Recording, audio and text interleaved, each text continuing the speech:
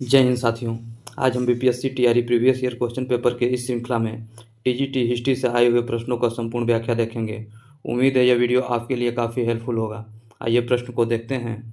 पहला क्वेश्चन है हमारा, सिंधु घाटी सभ्यता के प्रमुख नगर का नाम क्या है जिसका पश्चिमी एशिया से व्यापारिक संबंध था? ऑप्शन है रोपड़, संघोल, कालीबंगा या कालीबंगन। उपयुक्त में से एक से अधिक, उपयुक्त में से कोई नहीं। अगर सिंधु घाटी सभ्यता की बात करें तो सिंधु घाटी सभ्यता के प्रमुख नगरों में लोथल एक प्रमुख नगर था। लोथल जो गुजरात में पड़ता है, लोथल गुजरात में। लोथल एक प्रमुख पतन नगर था। ये पतन नगर, लोथल एक प्रमुख पतन नगर था और यहाँ से मुद्रा के साक्ष्य प्राप्त हुए हैं। मुद्रा अर्थात विदेशी मुद्रा के साक्ष्य मिले हैं। विदेशी मुद्रा के साक्ष्य प्राप्त हुए हैं। कहाँ से? तो लोथल से। तो इससे पता चलता है कि यहाँ से मेसोपोटामिया, विदेशी मुद्रा के जो साक्ष्य मिले हैं, इससे पता चलता है कि लोथल का संबंध मेसोपोटामिया,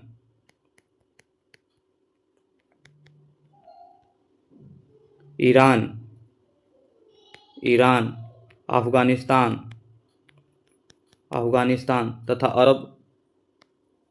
तथा अरब के साथ ये व्यापार करता था। लोथल की खोज की बात करें तो लोथल की खोज रंगनाथ राव ने किया था। लोथल की जो खोज थी वो रंगनाथ राव ने किया था। रंगनाथ राव ने किया था। किसका? तो लोथल का खोज। जो प्रमुख पतन नगर था इसका, सिंधु घाटी सभ्यता का। लेकिन हम ऑप्शन में देखेंगे इसमें रोपड़ दिया है और लोथल नहीं है, तो हम इसका सेकंड विकल्प के तौर पर अर्थात ऑप्शन सी को हम चूज करेंगे, कालीबंगा या कालीबंगन। और कालीबंगा जो राजस्थान में पड़ता है, इसका भी संबंध पश्चिमी एशिया से था। यहाँ पे जूते हुए खेत के साथ साक्ष्य भी मिले हैं कालीबंगन से। जूते हुए खेतों के साक्ष्य, ये भी टीआरई में आया हुआ क्वेश्चन रहा है। ये भी टीआरई में आया था, जूते हुए खेतों के साक्ष्य। अगर कालीबंगन की उत्खनन की बात किया जाए तो इसका उत्खनन कालीबंगन का उत्खनन बीबी लाल और पीके थापर ने 1961 में किया था। 1961 में किया था। अगर रोपड़ की बात किया जाए तो रोपड़ पंजाब में पड़ता है। सतलज नदी के किनारे स्थित है ये। इसका खोज यज्ञदत्त शर्मा ने किया था। रोपड़ का यज्ञदत्त शर्मा। इस प्रकार हम जो सही विकल्प लेंगे वो ऑप्शन सी ले लेंगे, कालीबंगा, जिसका पश्चिम एशिया से व्यापारी संबंध था। अगर ऑप्शन में लोथल रहता तो लोथल को हम लेते हैं। नेक्स्ट क्वेश्चन है क्वेश्चन नंबर 2। मोहनजोदड़ो से प्राप्त नर्तकी की मूर्ति किस धातु से बनी थी? मोहनजोदड़ो से प्राप्त नर्तकी की मूर्ति किस धातु से बनी थी? तांबा, पीतल, कांस्य। उपयुक्त में से एक से अधिक, उपयुक्त में से कोई नहीं। तो इसमें देखेंगे हम मोहनजोदड़ो को, इसका उत्खनन आर डी बनर्जी ने 1922 में जॉन मार्शल के निर्देशन में किया था। किसके निर्देशन में? तो जॉन मार्शल के निर्देशन में किया था। मोहनजोदड़ो ये पाकिस्तान के सिंध प्रांत अर्थात लड़काना जिला जो है सिंध प्रांत का, ये सिंधु नदी के दाहिने तट पर, ये सिंधु नदी के दाएं तट पर स्थित है। सिंधु नदी के दाएं तट पर स्थित है। इसके अगर मोहनजोदड़ो की अन्य नामों की हम बात करें, इसे प्रेतों का टीला, भूतों का टीला या मृतकों का टीला इत्यादि नामों से जाना जाता है। अगर साक्ष्य की बात करें, यहाँ कौन कौन से साक्ष्य मोहनजोदड़ो से प्राप्त हुए, तो साक्ष्य की बात करें मोहनजोदड़ो से साक्ष्य की, तो कांस्य धातु की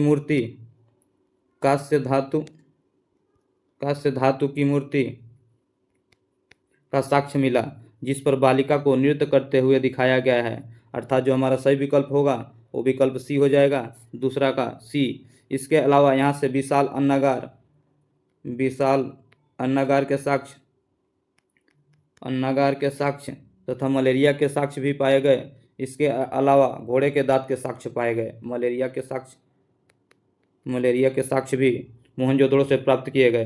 नेक्स्ट क्वेश्चन लेंगे, क्वेश्चन नंबर 3। सिंधु घाटी सभ्यता में किस जानवर की पूजा के प्रमाण मिले हैं? सिंधु घाटी सभ्यता में किस जानवर की पूजा के प्रमाण मिले हैं? ऑप्शन ए है कुबड़दार बैल, घोड़ा, गाय, उपयुक्त में से एक से अधिक, उपयुक्त में से कोई नहीं। अगर बात करें हम सिंधु घाटी सभ्यता या हड़प्पा काल, तो इसका प्रमुख देवता जो थे वो कुबड़ वाले सांड की इसमें पूजा होती थी। इसमें प्रमुख देवता के रूप में कुबड़ वाले बैल या सांड की पूजा होती थी। अर्थात इस काल के प्रमुख देवता पशुपतिनाथ थे।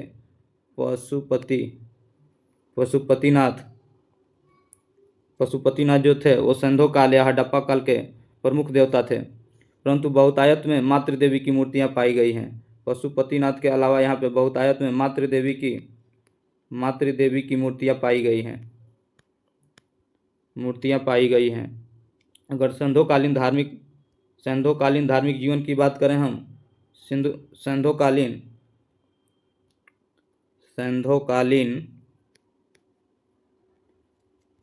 धार्मिक जीवन की बात करें हम, तो हड़प्पा और मोहनजोदड़ो। तो हड़प्पा में वृक्ष की पूजा होती थी, वृक्ष की पूजा जिसमें पीपल का वृक्ष महत्वपूर्ण था। नाग पूजा होता था, नाग पूजा। इसके अलावा मातृ देवी की पूजा होती थी, मातृ देवी। जबकि मोहनजोदड़ो की बात करें तो यहाँ जल पूजा होता था, नाग पूजा होता था, और मोहनजोदड़ो में पशुपतिनाथ की पूजा होता था। किसका? मोहनजोदड़ो में पशुपतिनाथ, जिसको जो प्रमुख देवता थे सिंधु काल के, जिसको कुबड़ वाले बैल या सांड बोला जाता था। तो हमारा ऑप्शन हो जाएगा तीसरा का ए ऑप्शन हो जाएगा। नेक्स्ट क्वेश्चन लेंगे, क्वेश्चन नंबर 4 देखेंगे। ऋग्वेद में कितने सूक्तों का संकलन है? ऋग्वेद में कितने सूक्तों का संकलन है? ऑप्शन है 1020, 1017, 1080, उपयुक्त में से एक से अधिक, उपयुक्त में से कोई नहीं। इसमें जो हमारा सही विकल्प होगा वो विकल्प ई हो जाएगा, 4 का विकल्प ई हो जाएगा, उपयुक्त में से कोई नहीं। क्योंकि ऋग्वेद में 10 मंडल, जो ऋग्वेद है इसमें 10 मंडल तथा 1028 सूक्त हैं। कितने सूक्त हैं? तो 1028 सूक्त हैं, और 10 मंडल है इसमें। कितने? 10 मंडल। जबकि ऋग्वैदिक प्रमुख देवता की बात करें हम, अगर ऋग्वैदिक प्रमुख देवता की बात करें तो प्रमुख देवता के रूप में इंद्र को जाना जाता था। इंद्र को ऋग्वैदिक प्रमुख देवता इंद्र थे, जिनको वर्षा का देवता भी बोला जाता था। वर्षा या वर्षा का देवता। इन्हें युद्ध का देवता भी बोला जाता था। युद्ध का देवता किसको? इंद्र को। ऋग्वैदिक प्रमुख देवता इंद्र थे। तो नेक्स्ट क्वेश्चन लेंगे, इसमें हमारा ई हो जाएगा। नेक्स्ट क्वेश्चन लेंगे हम, क्वेश्चन नंबर 5। किरातार्जुनीय किसने लिखा था? ऑप्शन है भट्टी, शूद्रक, कालिदास, उपयुक्त में से एक से अधिक, उपयुक्त में से कोई नहीं। तो 5वां का देखेंगे, 5वां का हमारा जो सही विकल्प हो जाएगा वो ई हो जाएगा। 5 का हमारा जो सही विकल्प होगा वो ई हो जाएगा, क्योंकि किरातार्जुनीय जो पुस्तक है वो महाकवि भारवी द्वारा लिखा गया है। महाकवि भारवी द्वारा लिखा गया है। किनके द्वारा? महाकवि भारवी द्वारा। इसमें बात करें, इसमें शिव के किरात वेश में अर्जुन से युद्ध का वर्णन है। किरातार्जुनीयम जो पुस्तक है उसमें शिव के किरात वेश में अर्जुन से युद्ध का वर्णन है। अगर हम शूद्रक की बात करें, शूद्रक का इनकी प्रमुख पुस्तक मृच्छकटिकम है। मृच्छकटिकम किसकी पुस्तक है? शूद्रक की। अगर बात हम कालिदास की करें तो कालिदास की प्रमुख पुस्तकों में अभिज्ञान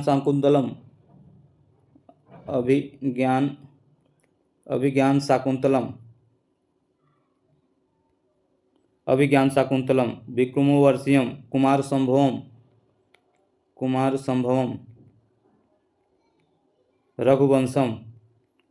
रघुवंशम, मेघदूतम, ऋतुसंहारम, मालविकाग्नि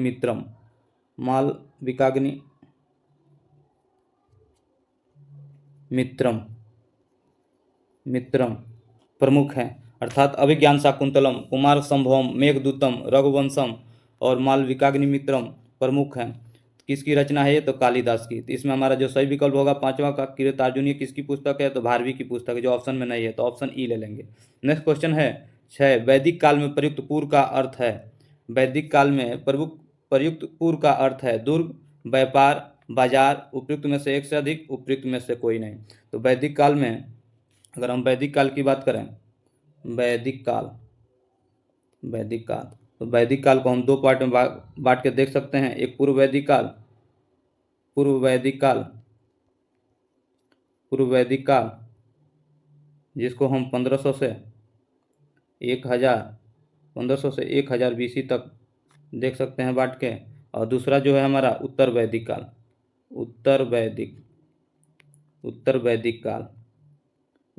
इसको कहाँ से आते? 1000 से 600 BC तक, यानी कि वैदिक काल दो भागों में, पूर्व वैदिक काल 1500 से 1000 BC तक, और उत्तर वैदिक काल जिसको 1000 से 600 BC तक बांट के देख सकते हैं। पूर्व वैदिक काल को ऋग वैदिक काल बोलते हैं। पूर्व वैदिक काल को ही ऋग वैदिक काल के रूप में जाना जाता है। अगर हम बात करें क्वेश्चन वैदिक काल में प्रयुक्त पूर्व का अर्थ है, तो ऑप्शन 6 का जो है वो ए हो जाएगा, दुर्ग। पूर्व का अर्थ दुर्ग है। पूर्व का अर्थ क्या होगा? तो दुर्ग होगा। अगर व्यापार की बात करें, तो व्यापार या वाणिज्य की बात करें, तो इसमें पूर्व वैदिक काल में सबसे महत्वपूर्ण पशु गाय रही।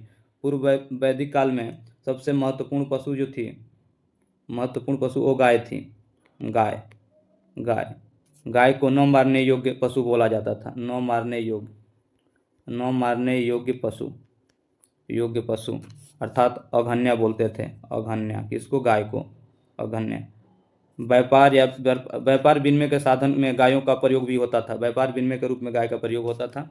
इसको अघन्या बोलते थे, गाय को, न मारने योग्य पशु। नेक्स्ट क्वेश्चन देखेंगे, क्वेश्चन नंबर 7, ऋग्वेद में तक्षण किसे कहते थे? ऑप्शन है बढ़ई, लोहार, कुम्हार, उपयुक्त में से एक से अधिक, उपयुक्त में से कोई नहीं। इसमें हम देखेंगे बढ़ई को, तो तक्षण बढ़ई को बोलते थे। 7 का जो सही विकल्प होगा वो ए हो जाएगा, बढ़ई को। तो ऋग्वेद में तक्षण जो बोलते थे वो बढ़ई को बोलते थे। जबकि हम देखेंगे उत्तर वैदिक काल, ये तो पूर्व वैदिक काल हो गया। अगर उत्तर वैदिक काल में हम देखेंगे, उत्तर वैदिक काल की हम बात करें, तो इसमें बेंतों को बनाने वाले अर्थात बढ़ई जो बेंत बनाते थे, बेंतों को बनाने वाले जिसको बढ़ई बोलते थे, तो उत्तर वैदिक काल में बिदलकारी बोलते थे। बिदलकारी किसे बोलते थे? बढ़ई को, उत्तर वैदिक काल में। जबकि पूर्व वैदिक काल में तक्षण या ऋग वैदिक काल में तक्षण बोलते थे। उसी तरह हम उत्तर वैदिक काल में कुम्हार की बात करें, तो इसके कुंभकारी जो मिट्टी का बर्तन बनाते थे कुम्हार, उन्हें कुंभकारी बोलते थे। कुंभकारी उत्तर वैदिक काल में इन्हें कुंभकारी बोला जाने लगा। जबकि किसान को किवास बोलते थे। किसान को किवास बोलते थे।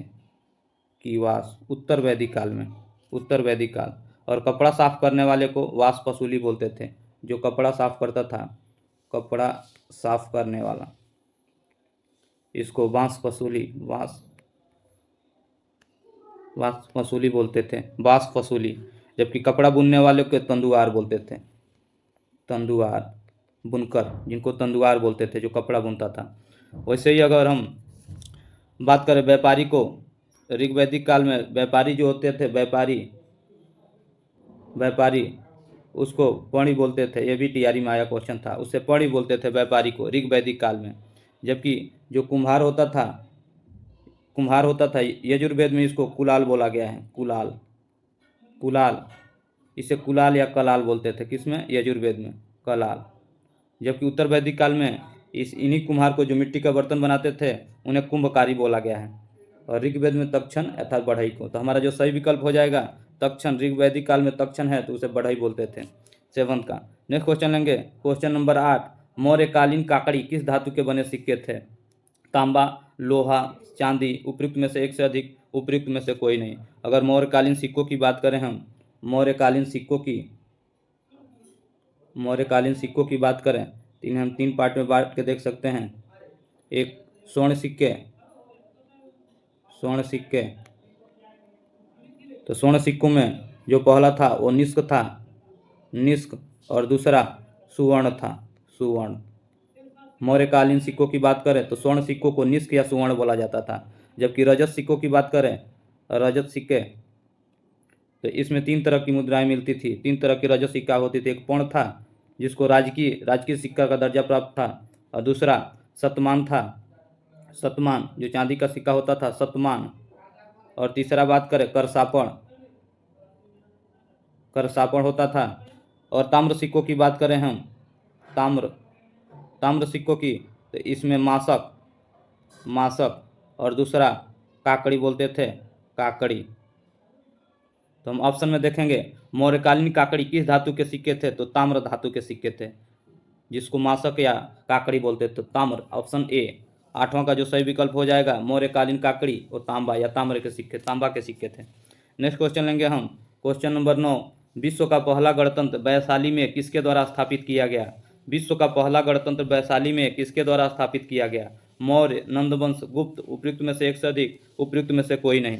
तो 9 का जो हमारा सही विकल्प होगा वो ई हो जाएगा, उपयुक्त में से कोई नहीं, क्योंकि विश्व का जो पहला गणतंत्र था वैशाली, विश्व का पहला गणतंत्र वैशाली था, वो लिच्छवी वंश के द्वारा स्थापित किया गया था। किसके द्वारा? तो लिच्छवी, लिच्छवी वंश, लिच्छवी वंश जो ऑप्शन में नहीं है, लिच्छवी वंश द्वारा स्थापित किया गया था। वैशाली को कुछ इतिहासकारों ने गणतंत्र का मक्का भी कहा है, गणतंत्र, गणतंत्र का मक्का भी इसे बोलते हैं। किसको? तो वैशाली को। तो हमारा ऑप्शन हो जाएगा ई, पहला गणतंत्र वैशाली लिच्छवी वंश द्वारा स्थापित किया गया था। नेक्स्ट क्वेश्चन लेंगे, क्वेश्चन नंबर 10।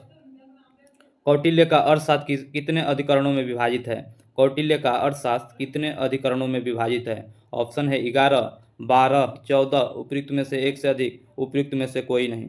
तो हम देखेंगे इसमें जो हमारा सही विकल्प हो जाएगा वो विकल्प ई हो जाएगा, उपयुक्त में से कोई नहीं, क्योंकि कौटिल्य का जो अर्थशास्त्र है वो 15 अधिकरणों में विभाजित है। अधिकरण कितने अधिकरणों में? तो 15 अधिकरणों में विभाजित है। यह राज्य प्रबंधन पर आधारित पुस्तक है, राज्य प्रबंधन, यह राज्य प्रबंधन पर आधारित पुस्तक है। यह संस्कृत भाषा में लिखी गई है। किस भाषा में? तो संस्कृत भाषा में। जो कौटिल्य का जो अर्थशास्त्र है यह संस्कृत भाषा में लिखी पुस्तक है जो राज्य प्रबंधन पर आधारित है। यह 15 अधिकरणों में विभाजित है। नेक्स्ट क्वेश्चन लेंगे हम, क्वेश्चन नंबर 11। इल्तुतमिश ने बिहार में अपना प्रथम सूबेदार किसे नियुक्त किया था? इल्तुतमिश ने बिहार में अपना प्रथम सूबेदार किसे नियुक्त किया था? ऐबक, ऑप्शन है पहला ए एवाज, नसरुद्दीन महमूद, अली मर्दन, उपयुक्त में से एक से अधिक, और ऑप्शन ई उपयुक्त में से कोई नहीं। तो इल्तुतमिश की बात करें हम तो ये 1211 से लेके 1236 तक, 36 एडी तक शासन करता है। उसे गुलामों का गुलाम भी कहते हैं। इल्तुतमिश को गुलामों का गुलाम, अर्थात कुतुबुद्दीन ऐबक का ये गुलाम था, और ये खुद इसको गुलामों का गुलाम बोलते हैं, गुलामों का गुलाम। इल्तुतमिश ने बिहार में प्रथम सूबेदार मलिक अलाउद्दीन जानी को नियुक्त किया था। मलिक अलाउद्दीन जानी, इसका प्रथम जो बिहार में सूबेदार था मलिक अलाउद्दीन जानी,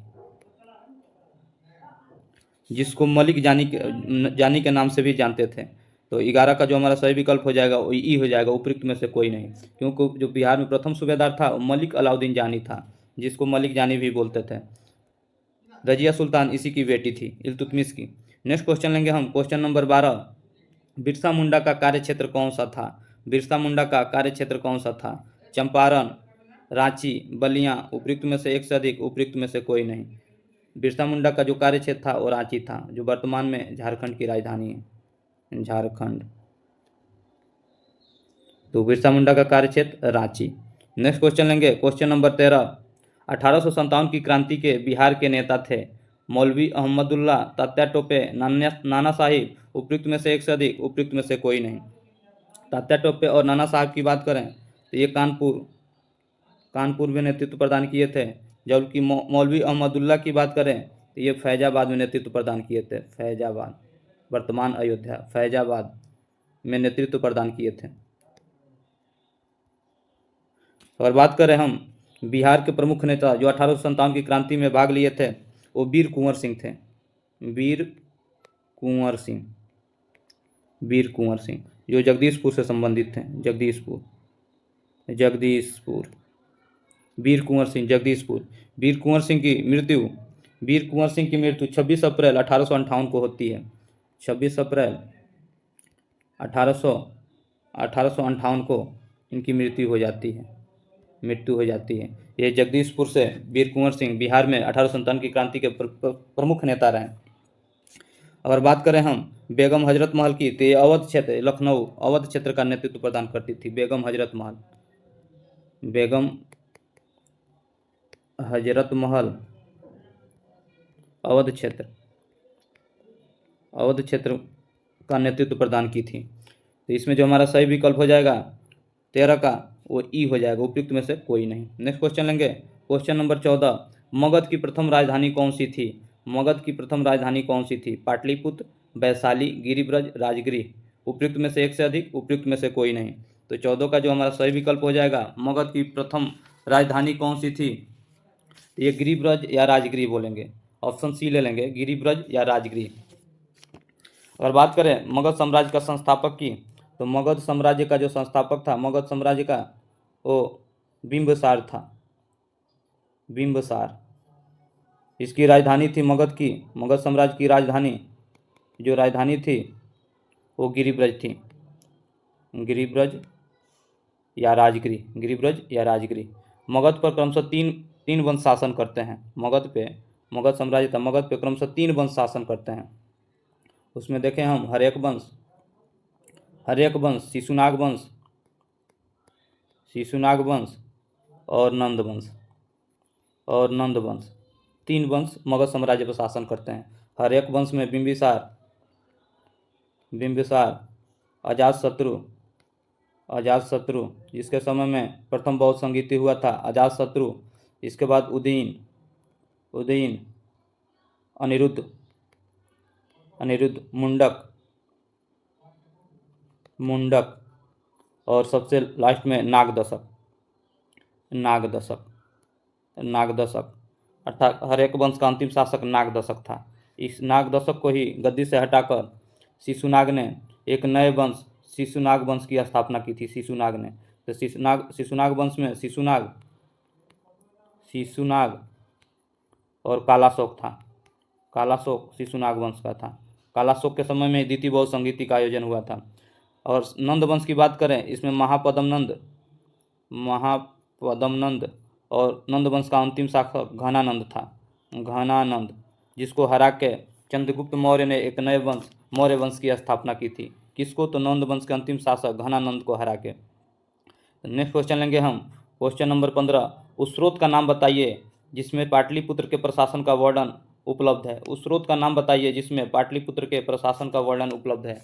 ऑप्शन है दिव्यादान, अर्थशास्त्र, option C Indica, option D उपयुक्त में से एक से अधिक, उपयुक्त में से कोई नहीं। इसमें जो हमारा सही विकल्प होगा पाटलिपुत्र के प्रशासन का वर्णन ऑप्शन सी इंडिका में मिलता है। इंडिका जो पुस्तक है मेगास्थनीज की पुस्तक इंडिका है। इसमें बताया गया है कि पाटलिपुत्र गंगा और सोन नदी के बीच स्थित है। पाटलिपुत्र का नाम उसने इंडिका में पोलीब्रोथा आधुनिक पाटलिपुत्र पोलीब्रोथा रखा। उसके अनुसार नगर का प्रशासन 30 सदस्यों के समूहों द्वारा संचालित किया जाता था। जो अपने बुक इंडिका में बताया है कि पाटलिपुत्र का जो प्रशासन था वो 30 सदस्यों के समूहों द्वारा संचालित किया जाता था। नेक्स्ट अगर हम बात करें अर्थशास्त्र की, तो ये कौटिल्य की है। कौटिल्य की रचना है। नेक्स्ट क्वेश्चन लेंगे हम, क्वेश्चन नंबर 16 देखेंगे।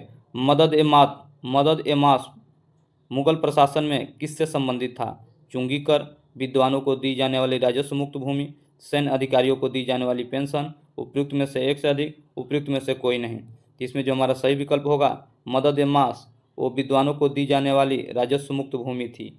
16 का जो सही विकल्प होगा वो बी हो जाएगा। नेक्स्ट क्वेश्चन देखेंगे हम, क्वेश्चन नंबर 17। पूना समझौते का उद्देश्य था हिंदू मुस्लिम एकता, दलित वर्ग का प्रतिनिधित्व, राजाओं को विशेष अधिकार देना। उपयुक्त में से एक से अधिक, उपयुक्त में से कोई नहीं। तो पूना समझौता जो था वो महात्मा गांधी और डॉक्टर भीमराव अंबेडकर के बीच में 24 सितंबर 24 सितंबर 1932 को होता है। 24 सितंबर 1932 को पूना पैक्ट कब होता है? 24 सितंबर 1932 को, महात्मा गांधी और डॉक्टर अंबेडकर के बीच। इसमें दलित वर्ग को प्रतिनिधित्व को लेकर यह समझौता हुआ था, क्योंकि इसके पहले जो कम्युनल अवार्ड में दलितों को अलग प्रतिनिधित्व मिला था, उसको लेकर गांधी जी ने जेल से ही भूख हड़ताल शुरू कर दी थी। तो बाद में महात्मा गांधी और अंबेडकर के बीच 24 सितंबर 1932 को पूना पैक्ट होता है और उसमें दलित वर्ग को प्रतिनिधित्व और बढ़ा के दिया जाता है। नेक्स्ट क्वेश्चन लेंगे हम इस प्रकार, जो इसमें हमारा सही विकल्प होगा वो विकल्प बी हो जाएगा, 17 का बी। नेक्स्ट क्वेश्चन लेंगे, जंतर मंतर का निर्माण किसने किया था? अकबर, शाहजहां, शिवाजी, उपयुक्त में से एक से अधिक, उपयुक्त में से कोई नहीं। इसमें जो हमारा सही विकल्प होगा वो ई हो जाएगा, 18 का ई, क्योंकि जंतर मंतर का निर्माण राजपूत राजा सवाई जय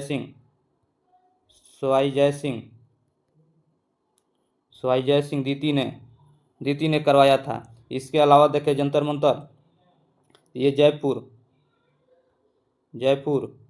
दिल्ली, बनारस,